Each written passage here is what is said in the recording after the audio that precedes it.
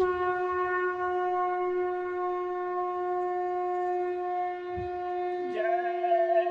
गुरुदेव। जय गुरुदेव।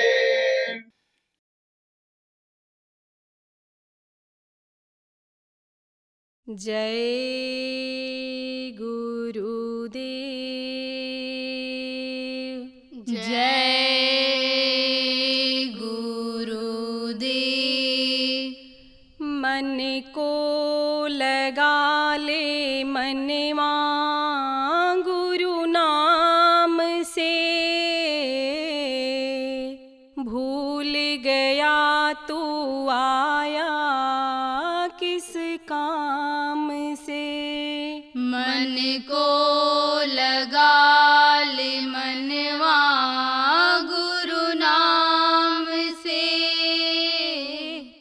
भूल गया तू आया किस काम से। मन को लगा ले मनवा गुरु नाम से, भूल गया तू आया किस काम से। मन को लगा ले मनवा गुरु नाम से, भूल गया तू आया किस काम से। 9 महीने तक कष्ट उठाया, जग में आके क्यों भरमाया। 9 महीने तक कष्ट उठाया, जग में आके क्यों भरमाया। करता बुराई भलाई सुबह शाम से,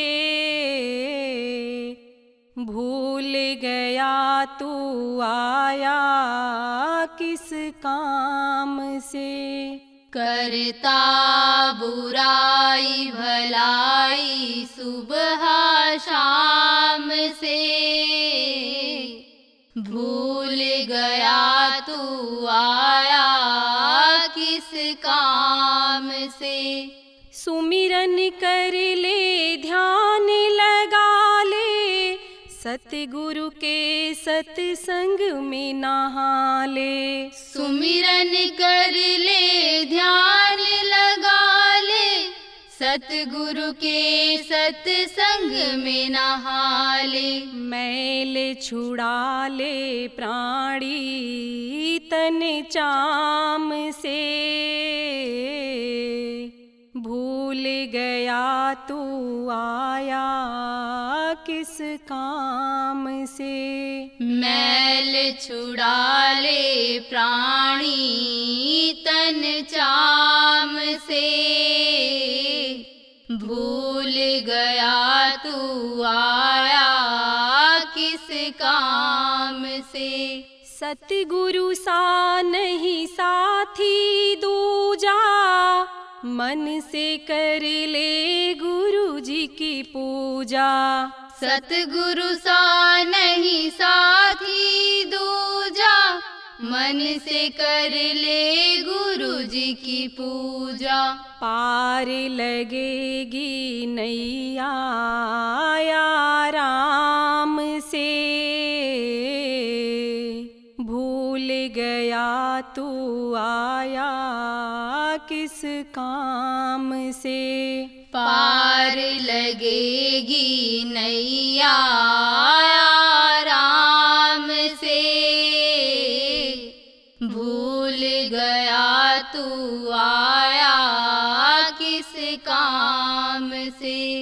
सतगुरु का हो जा दीवाना, मिट जाएगा या ना जाना। सतगुरु का हो जा दीवाना, मिट जाएगा या ना जाना। आएंगे स्वामी लेने सतधाम से, भूल गया तू आया किस काम से। आएंगे लेने स्वामी सतधाम से, भूल गया तू आया किस काम से।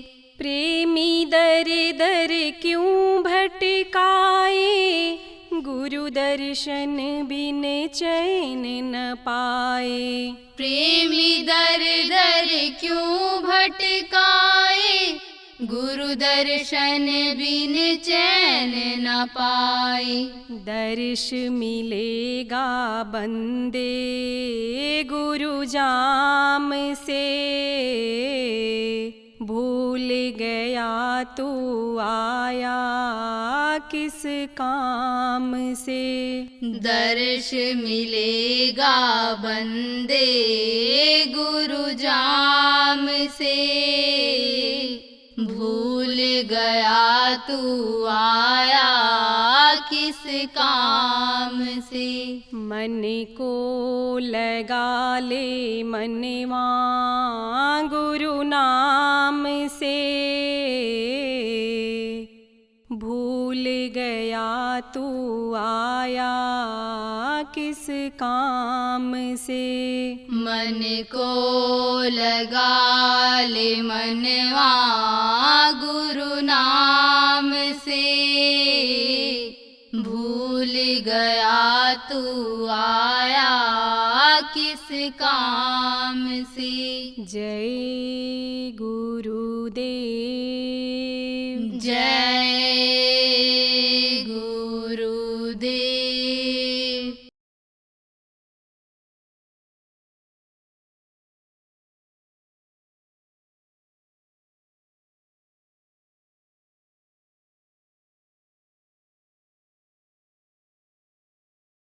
आज आदमी की भूलने की आदत बहुत बढ़ गई।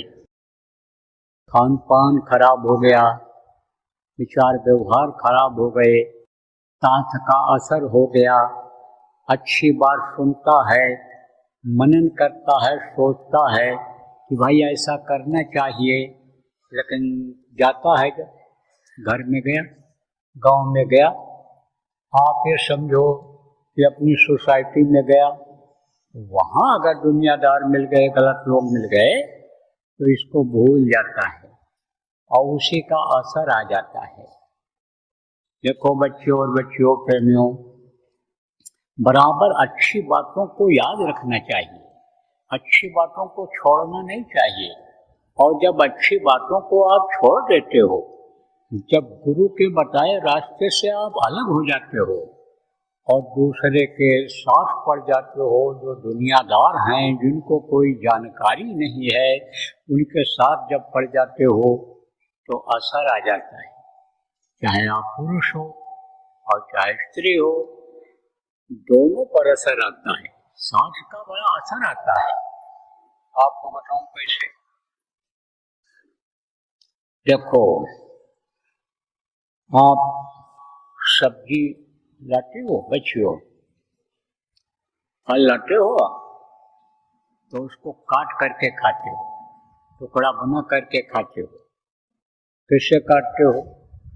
लोहे के चाकू से।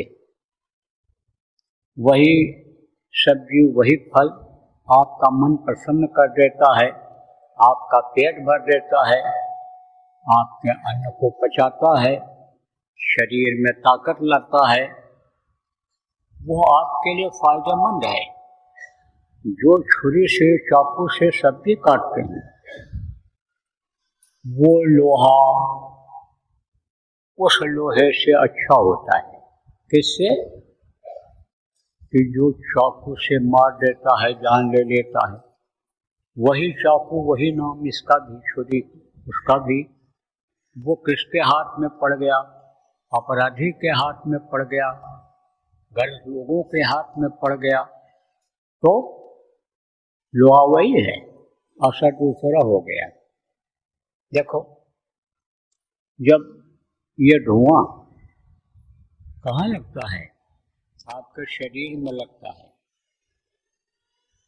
जब शरीर में लगता है, जब चूल्हा जलाती हो या आग सेकने के लिए जब आग जलाती हो तो धुआं निकलता है, तो वो धुआं जब शरीर में लगता है काला पड़ जाता है, आँखों में लगता है तो आँख से पानी निकलने लगता है।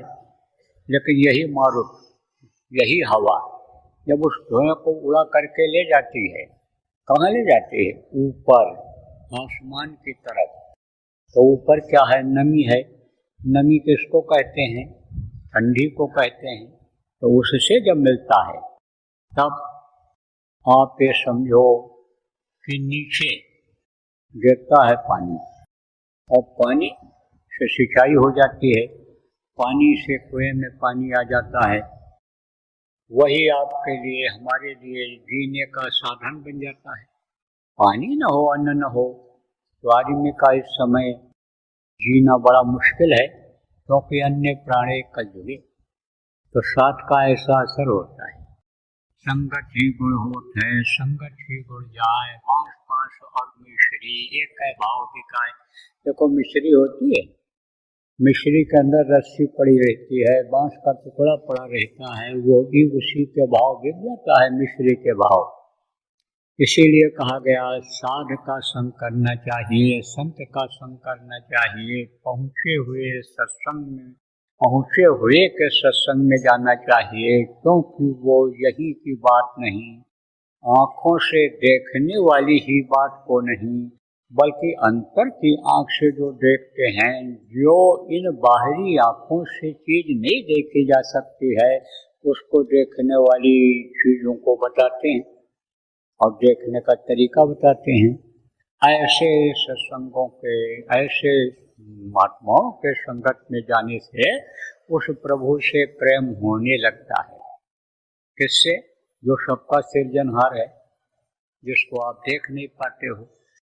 आपको किनको मान लिया, कोई मिल गया तो कहा ये पत्थर हैं, ये मूर्ति है, यही भगवान है। कोई कैलेंडर में फोटो बना हुआ है, कह दिया यही भगवान है। कोई पेड़ को बता दिया ये पूजो, यहाँ पर धूप अगरबत्ती जलाओ, ये भगवान है। तो न जानकारी होने के नाते आप इन्हीं भगवान के चक्कर में आ जाते हो। इन्हीं के जो नाम हैं, आप ये समझो उस नाम के चक्कर में पड़ जाते हो, और उससे आपका कल्याण नहीं होता है, फायदा नहीं होता है, क्योंकि आप नामी को देख नहीं पाते हो। तो नाम और नामी के बारे में तो अभी मैं आपको बताऊंगा, लेकिन आप मुख्य चीज ये समझो कि ये जो मनुष्य शरीर है, ये जो मनुष्य शरीर हमको आपको प्रेमियों मिला है, ये अनमोल है, इसकी कोई कीमत नहीं है। क्यों नहीं कीमत है? इसलिए कीमत नहीं है कि यह अपने मन मर्जी से नहीं मिलता है। देखो समाज में नजर दौड़ाओ, कुछ लोगों के बच्चे नहीं पैदा होते हैं। अब अगर इंसान में वो गुण आ जाए कि हम जब चाहेंगे बच्चा पैदा कर लेंगे, तो क्यों नहीं होते हैं? बहुत इलाज कराते हैं, अच्छा खासा पैसा खर्चा करते हैं, तरह तरह का दुआ बबूत कराते हैं, जिनको महात्मा संत कहते हैं, उनकी सेवा करते हैं, आशीर्वाद लेते हैं, लेकिन तो भी बच्चा नहीं पैदा होता है। बच्चा पेट में आता ही नहीं, पेट में बनता ही नहीं। बन भी गया, पेट में आ भी गया तो रुकता नहीं है। तो आदमी क्यों नहीं बना लेता है? मनुष्य शरीर को ही सब कुछ मान जो बैठा, ऐसे शरीर के लिए ही जो सब कुछ करने में लगा हुआ है, मौत को रोक पाएगा? मौत को कोई रोक सकता है? कोई भी डॉक्टर, कोई भी वैज्ञानिक, पंडित, मुल्ला, पुजारी, कोई भी मौत को रोक नहीं सका आज तक। मौत तो आनी ही आनी है। तो मौत किसकी आती है? आती सबकी है। ये जो जीव हैं, इनकी भी मौत आती है, कीड़े मकोड़ों की भी मौत आती है, मनुष्य की भी मौत आती है। खाते वो भी हैं, खाता आदमी भी है। घर में वतन बना करके आदमी रहता है, पक्षी भी घोंसला बनाते हैं रहने के लिए, वो भी अपना इंतजाम करते हैं। चूहे जमीन को खोद करके अपने रहने का स्थान बना लेते हैं। तो काम जो आदमी करता है वो भी करते हैं, लेकिन कोई ये चूहा कहे कि हम आदमी बना देंगे, कोई कुत्ता बिल्ली कहे हम आदमी बना देंगे, तो बना सकता है? कोई वो भी नहीं बना सकते हैं। और न पशु पक्षी को आप भी बना सकते हो। तो कीमती शरीर तो सबका है, इसीलिए कहा गया कि भाई जिसको आप बना नहीं सकते हो, जिसकी परवरिश आप नहीं कर सकते हो, जिसकी मौत को आप रोक नहीं सकते हो, जिसको आप आशीर्वाद दुआ दे करके लंबे समय तक जिंदा नहीं रख सकते हो, उसकी हिंसा हत्या मत करो, उन जीवों पर दया करो। तो प्रेमियों, मैं आपको बता रहा था कि मानुष जन्म बड़ा अनमोल या अनमोल है। आप ये समझो कि मनुष्य शरीर जो मिला ये दोबारा फिर मिलने वाला नहीं। जिस तरह से तरुवर माने पेड़ का पत्ता नीचे गिर जाता है तो बहुरी न लागे डाल, दोबारा फिर वो डाल में नहीं लग पाता है। ऐसा ये मनुष्य शरीर छूटने के बाद फिर दोबारा मनुष्य शरीर नहीं मिलता है। अब इसको अनमोल क्यों कहा गया? अनमोल चीज किसको कहते हैं? कुछ लोग इसमें ऐसे हो कि जो हीरा भी देखे ही नहीं हो। मान लो गांव के लोग उधर से आ गए तो वो तो हीरा कभी देखे ही नहीं होंगे, उनके पिताजी दादाजी भी नहीं देखे होंगे हीरा। अब आपको हम सूरत जैसे शहर में रहते हैं, अब हीरा की घिसाई करते हैं, हीरा निकालते हैं, हीरा हम देखे हैं। लेकिन जितने सूरत के लोग यहाँ बैठे हो, आप सब लोग ये नहीं कह सकते हो हमने हीरा देखा है। तो उसको क्या कहते हैं? कीमती चीज है, अनमोल है। अब हीरा बनता किससे है? जो घिसने वाले हैं, बेचने वाले हैं, हीरा निकालने वाले हैं घिस करके, उन्हीं को नहीं मालूम है। और अगर मालूम भी है उनको कि देखते हैं कि कोई नमक जैसा डर रहा है या कोई ये पत्थर ऐसा है कि जिसमें से निकलता है, तो पत्थर कैसे बना? पूछो भाई पत्थर कैसे बना? तो उनको सब नहीं बता पाएंगे पत्थर कैसे बनता है। और अगर ये कह भी दें कि मिट्टी इकट्ठा हो जाती है, कंकड़ बन जाता है, वो बहुत मजबूत हो जाता है, पत्थर का तरह से हो जाता है, इतना भी अगर बता दें तो समझो आप जानोगे हाँ भाई ये ज्यादा जानकार हैं। लेकिन ये मिट्टी कैसे बनी, इन चीजों को अगर पूछते जाओ तो कहीं न कहीं हाथ उठा देंगे और यही कहेंगे महाराज आप बताओ। आप जानकार हो तभी इन बातों को खोद खोद करके पूछ रहे हो, बाल में खाल निकाल रहे हो, अब आप ही बता दो। और अगर कोई गुस्सैल होगा तो डांटेगा, फटकारेगा, कहेगा चलो। कोई ऐसा भी मिल गया कहेगा हम ही से सब पूछते जा रहे हो, कुछ तुम भी बताओ। तो ये दुनिया और संसार जो बना हुआ है ये किस पर टिका हुआ है? पानी के ऊपर। जमीन को खोदते हो, बोरिंग कराते हो तो क्या निकलता है? पानी निकलता है। धरती के नीचे पानी ही पानी है, पूरी दुनिया पानी के ऊपर टिकी हुई है।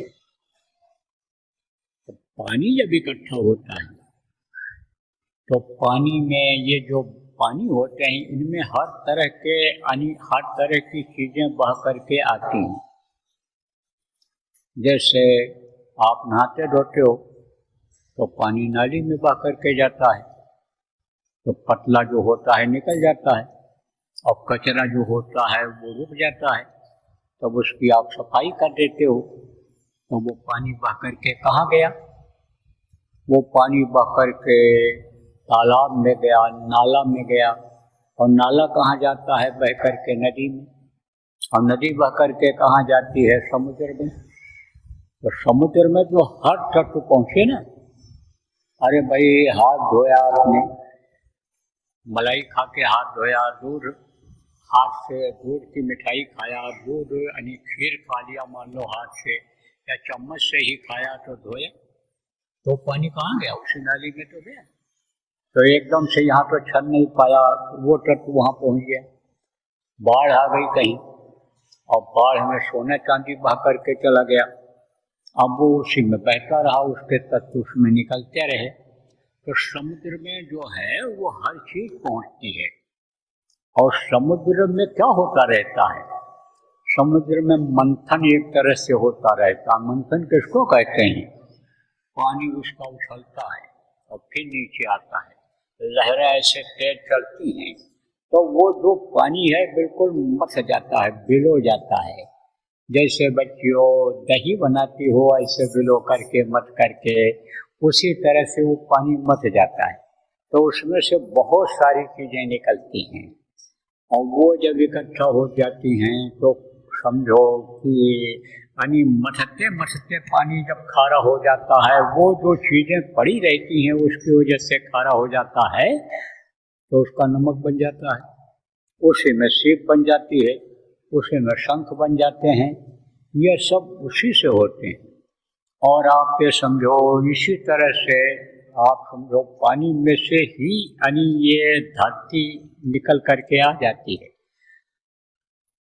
आप जो नदी के किनारे रहते हो या आसपास में रहते हो, आपको मालूम है अब इस समय बारिश है, बारिश में पानी इकट्ठा हो करके जब तेजी से बहता है तो नज़दीक की जमीन को बहा ले जाता है, और धीरे धीरे जब ये बरसात खत्म होती है, पानी का बहाव कम हो जाता है, तो वही नदी की धारा बदल जाती है, दूसरी तरफ चली जाती है। इधर ये जमीन यानी समझो जो गंदगी आई जमा हो गई वही जमीन हो जाती है, उसी में लोग खेती करने लग जाते हैं।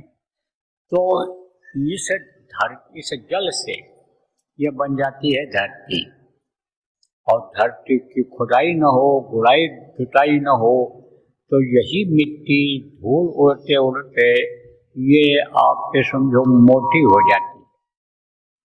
इधर राजस्थान है, राजस्थान में बालू ही बालू है, तो बालू वो उड़ता है और बालू उड़ करके इकट्ठा होता चला जाता है, और जब 10, 20, 50 साल तक बालू इकट्ठा रहता है तो वही मोटा होता चला जाता है।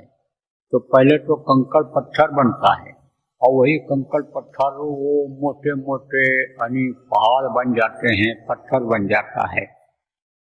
तो इस तरह से ये किससे बनता है? पहाड़ किससे बनता है? ये इसी प्रकृति से बनता है, कुदरत की चीजों से बनता है। प्रकृति कुदरत किसको कहते हैं? ये जो चीजें आपको आंखों से दिखाई पड़ती हैं, ये जो पानी पीते हो, ये जो आग आप तापते हो, आग पर जो आप रोटी बच्चियों पका के खाती खिलाती हो, ये सब प्रकृति में आते हैं। इन्हीं चीजों से ये चीजें मिलती हैं। तो आदमी जिसको बना लेता है, कर लेता है, उसका तो माहिर हो जाता है। तो अभी चले जाओ गाँव में, सोसाइटी में कहीं भी चले जाओ तो रोटी खाने को मिल जाएगा, दाल सब्जी मांगोगे किसी के यहाँ तो मिल जाएगा, क्योंकि इसको बनाना सब लोग जानते हैं, आसानी से ये मिल जाता है। लेकिन हीरा मांगो, सोना चांदी मांगो, जो धातु है तो वो जल्दी नहीं मिलता है लोगों के यहाँ, वो चीज़ नहीं मिलती है क्योंकि वो कम बनती है। वो कुछ चीज़ें ऐसी होती हैं जो दुर्लभ होती हैं, जैसे हीरा ही जो बहुत मतलब यह है कि बड़ा हो जाता है और रंगीन हो जाता है, उसकी कीमत बहुत ज़्यादा हो जाती है। तो इसी तरह से इस शरीर की उपमा महात्माओं ने दिया है और आगाह किया है कि तेरी हीरा जैसी काया तो जल जाएगी। मन को समझाया, लोगों को उपदेश किया कि ये तेरी जो हीरा जैसी काया है, बेशकीमती है जो तुम्हारा शरीर है, जिसकी कीमत कोई लगा नहीं सकता, जिसको कोई बना नहीं सकता है, जिसकी हर कोई परवरिश नहीं कर सकता है, ये एक दिन जल करके राख हो जाएगी। ठाठ बाट सब छूट जाएगा, छूटे तेरी यारी, छूट जाएगा धन दौलत, सब छूटे रिश्तेदारी। जब ये शरीर छूटता है, जब आप ये समझो इसका समय पूरा होता है, तब इसको लोग रख पाते हैं? नहीं रख पाते हैं, जला करके राख कर देते हैं, शमशान घाट पर ले जाते हैं। तो कहा कि ये जल करके राख हो जाएगा।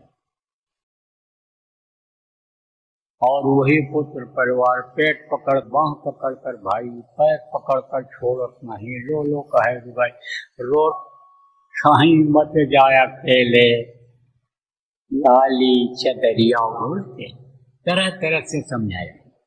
हाँ, ये सब रोते रह जाएंगे और ये तोता उड़ जाएगा, ऐसे देखते रह जाएंगे।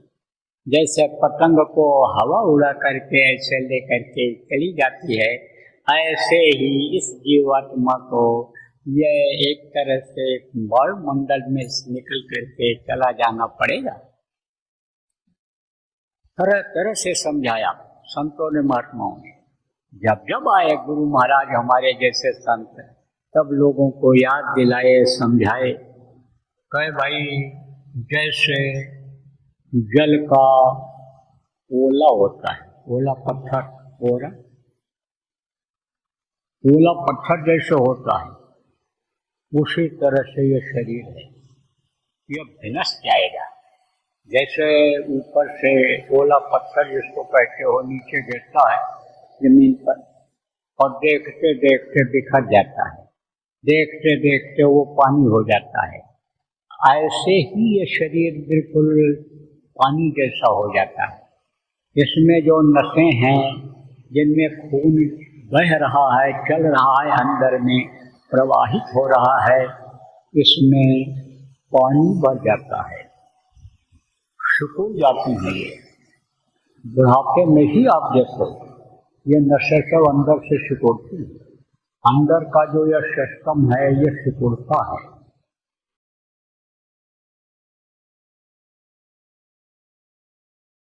छोटे बच्चों की आदत डालो, किस चीज़ की आदत डालो? ध्यान भजन की नहीं करेंगे, नामदान वो सुन के भी जाएंगे तो वो याद तो कर लेंगे, लेकिन करेंगे नहीं। क्या करेंगे? वो नाम धुनी करेंगे। तो जय गुरुदेव नाम जब रट जाएगा तो कहीं मुसीबत में भी अगर जय गुरुदेव नाम मुँह से निकल गया तो आपकी जो ये चिंता बनी रहती है कि पढ़ने के लिए बच्चा जा रहा है, ठीक ठाक वापस आएगा नहीं आएगा, जो फिक्र बनी रहती है कि आज के युग में पता नहीं कौन शराब पी करके बाइक चला दे, चढ़ा दे, गाड़ी चढ़ा दे, क्या कर दे, उस समय भी बचत गुरु महाराज की दया से प्रेमियों, बच्चों और बच्चियों, उन बच्चों का अगर मुँह से जय गुरुदेव नाम निकल गया तो बचत हो जाएगी। इसलिए आदत डालो। जय गुरुदेव। सरकारी व गैर सरकारी अनुदान के लिए बिना सत्संगियों के सहयोग द्वारा जनहित के कार्यों में लगी हुई बाबा जय गुरुदेव धर्म विकास संस्था का मुख्यालय पिंगलेश्वर रेलवे स्टेशन के सामने मक्सी रोड, उज्जैन, मध्य प्रदेश में है। यहाँ पर सत्संग व नामदान का कार्यक्रम होता रहता है। अतः आप श्रोताओं से अनुरोध है कि बाबा उमाकांत जी महाराज के आश्रम उज्जैन एक बार परिवार सहित जरूर पधारिएगा। आपके सुझाव के लिए व्हाट्सएप नंबर 9575600700। जय गुरुदेव।